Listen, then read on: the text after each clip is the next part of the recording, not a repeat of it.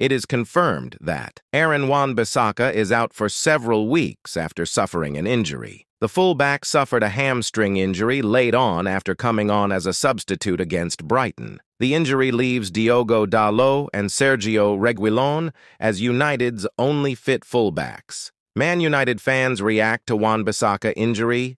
Aaron Wan-Bissaka is set to be out of action for up to 2 months after suffering a hamstring injury against Brighton. Meanwhile, United fans were understandably upset with the latest development. Reacting on Twitter, one fan wrote, "Just end the season." A second said, "When it rains, it pours. At this rate, all our players will be out by December, including the manager," remarked a third. A fourth said, "Every day we wake up to bad news at this club." A fifth typed, "We're finished." While another added, "Close down the club." You can ask yourself that should Maguire return to the squad? Man United have endured a slow start to the season with just 2 wins and 3 defeats from their opening 5 games.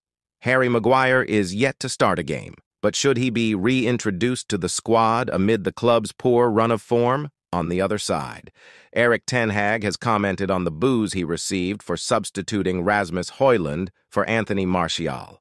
Højlund was United's main threat in the game alongside Rashford and was unlucky to have a goal chalked off after a VAR intervention. Ten Hag saw the positive in the boos and said, "It was positive. You see the fans in first moment at Old Trafford. Reception was great. He performed very well. It was good they gave this signal.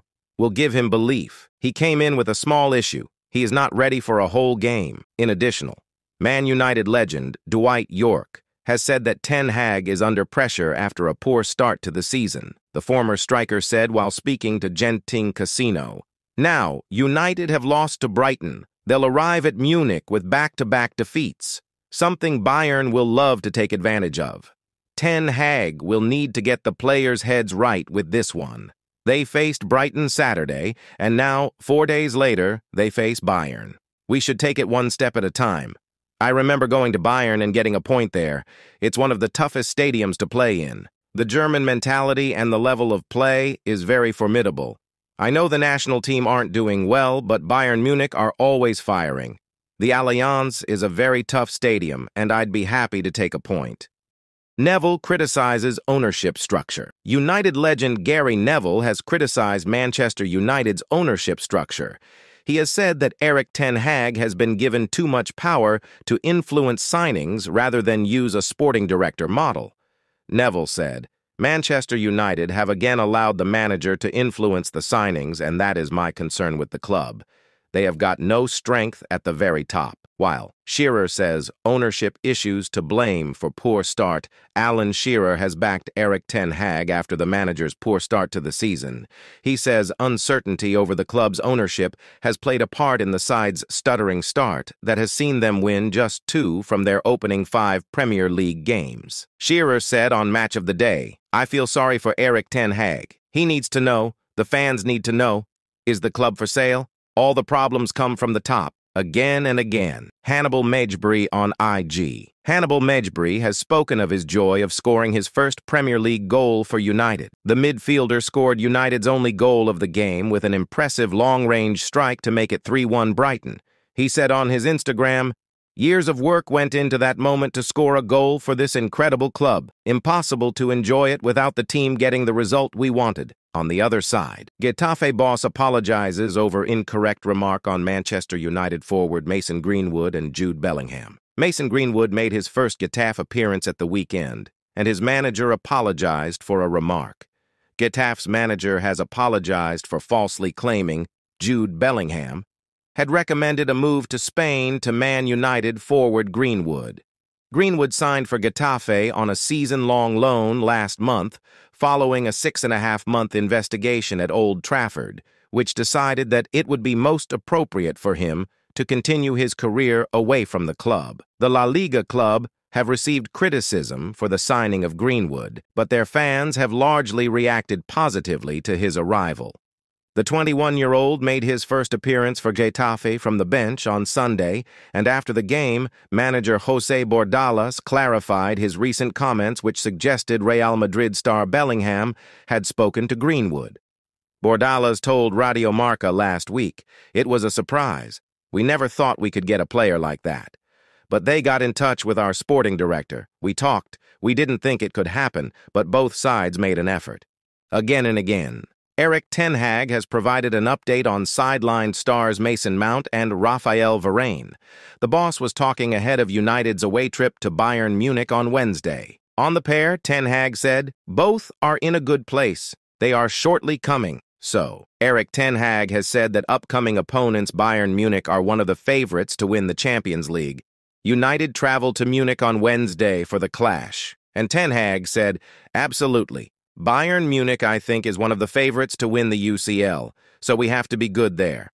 But I think I have already explained what we need there. We need character, belief, resilience, determination, absolutely. Elsewhere." Man United were interested in signing Italy midfielder Nicola Barella, according to reports. Tuttomercatoweb claimed that the Red Devils used intermediary agents to lure the winner, who made it clear that a bid was being readied.